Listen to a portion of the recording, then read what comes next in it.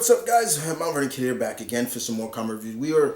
We're staying in the land of Marvel, and I wanted to talk about this because I didn't get to talk about it yet, but I did read it, the first issue, and we're gonna talk about the first issue of Captain Carter, by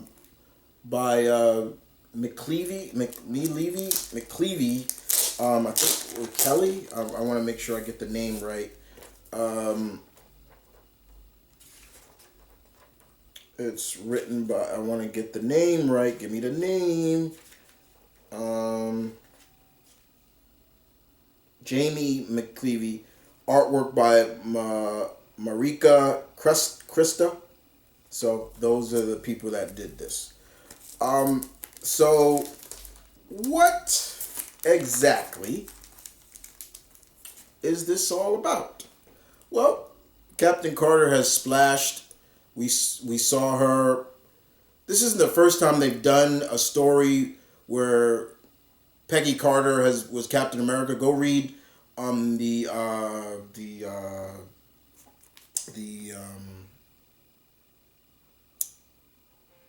Jesus, I forgot the name of the book with the time travelers from different. Oh Jesus, I'm forgetting the name right now.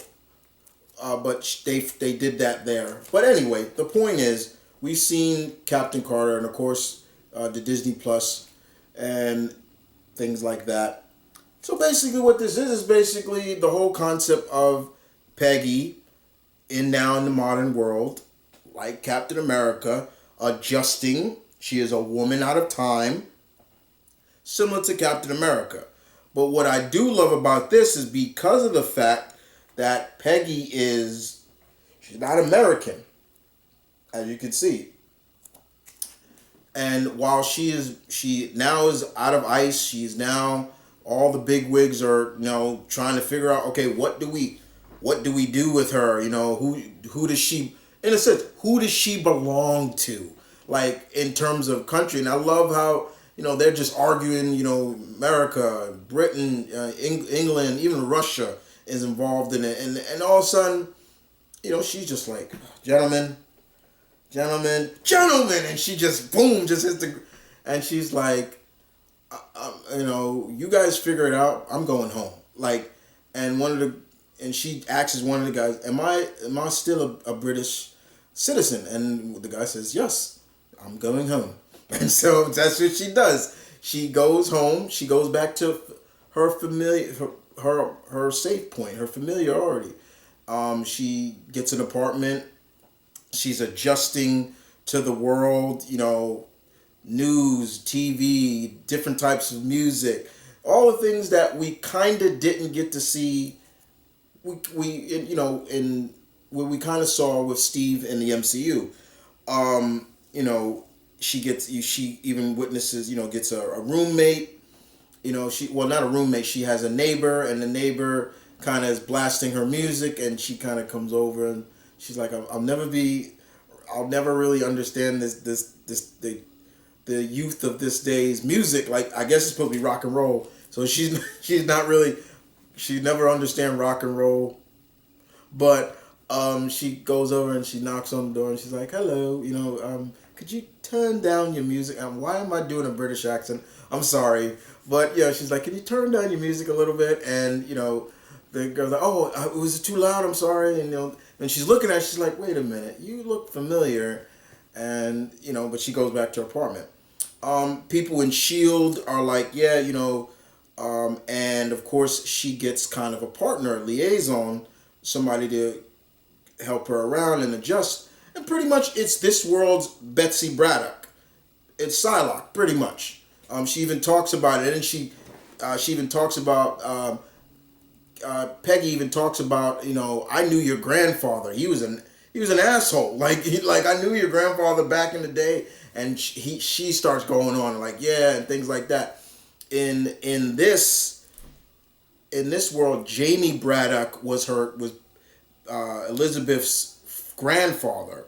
In reality, Jamie is, in the main 616 universe, Jamie is Psylocke's brother, the older brother. the older Braddock brother. But here it's her father, and I thought it was fun. I liked it. I thought it was cool. It played off like Captain America. You know, she's adjusting, but she also doesn't want to be high profiled. That was one thing I really appreciated. Like she was also very quick to acknowledge those who helped make her, and you know, all the people that helped her triumph over the Nazis and stuff like that. She never took the high road and said, yeah, well, I did it all by myself. No, she was eager to say, well, this person helped this. She even said Steve Rogers, you know, and it was great to see that. I like that approach. Like, she's not taking credit for anything she didn't get help with. But you got some of the bigwigs just like, oh, you did everything, you know, the prince and, you know, oh, you did this, you did that. And she's like, no, I didn't do everything by myself. But by the end, we see kind of people, well, we see kind of people, she gets involved because there's kind of she's on a double-decker bus. I don't know what and there's she sees a car coming straight for her. She tells everybody, brace yourselves, and the car hits the bus, and all of a sudden she springs into action. But as she springs into action, there's a guy with like a rocket launcher, so she's keeping everybody safe. The guy shoots a rocket launcher at these people, and you see she blocks it, and she goes into action. And next thing you know, she grabs the guy, and the guy takes a cyanide pill and says, "Hail Hydra, Hail Hydra," and that's it. And of course, you know, she Elizabeth, as they call her, Lizzie, you know, called and said, you know, strike team is going to be ready, and next you know, she gets she gets a knock on her door, and it's her neighbor, and she's like, I knew you. You look for you're Captain.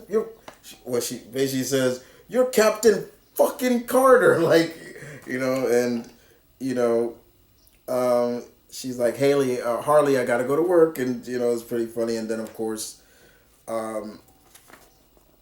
reporters are everywhere, like, oh boy, so now she has to, so. But the first issue was fine. A nice introductory into this world, but it was clearly straight, almost like bit right from the get-go, like Steve Rogers, like man at a time, woman at a time, and fine. You know, it's you know, it's a familiar story. You know, she is a woman at a time. She wasn't born in the modern age, so she was frozen for a long time, and then, you know, they even talk about it as she lived and things like that. But I did like, what I loved about it was her honesty about, you know, not taking credit for things she didn't do by herself.